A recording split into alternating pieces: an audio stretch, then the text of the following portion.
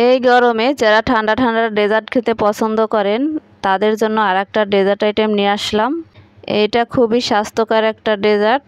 আজকে আমি বানাবো ম্যাঙ্গো লাচ্ছি। এই ম্যাঙ্গো লাচ্ছিটা খুবই অল্প সময়ের ভিতরে বানিয়ে নেওয়া যায়।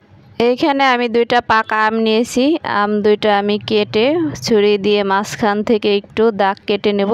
দাগ কেটে নিলে আমার কিউব করে আম কাটা একটু সুবিধা হবে। 2টা আম দিয়ে কিন্তু 3 গ্লাসের মতো লাচ্ছি হবে। এখন অনেক বাজারে পাকা আম পাওয়া যায়, এখনও আমাদের গ্রামের কাঁচা আম পাকে নাই। তো চাইলে আপনারা বাজারে থেকে আম কিনে ঘরে বসে এইরকম করে লাচ্ছি বানিয়ে খেতে পারেন। এমনিতেই তো সব খাবারের ভিতর অনেক ভেজাল, তো আমরা বাইরের খাবার চেষ্টা করব কম খেতে। কেটে রাখা আমগুলো ব্লেন্ডার জারে দিয়ে দিলাম। এইখানে 2 গ্লাস পরিমাণ লাচ্ছি হবে, ওই পরিমাণ দুধ দিয়ে দিলাম। আমি স্বাদ মতো এইখানে চিনি দিয়ে দিছি। এখন দিয়ে দিব 2 চামচ ভরে ভরে মিষ্টি দই।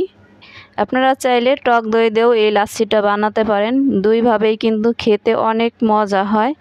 এই পাকা আমের লাচ্ছি আমি বলবো যে খান নাই সে অনেক বড় কিছু মিস করে ফেলছেন। অবশ্যই এই রেসিপিটি ফলো করে বাসায় ট্রাই করবেন।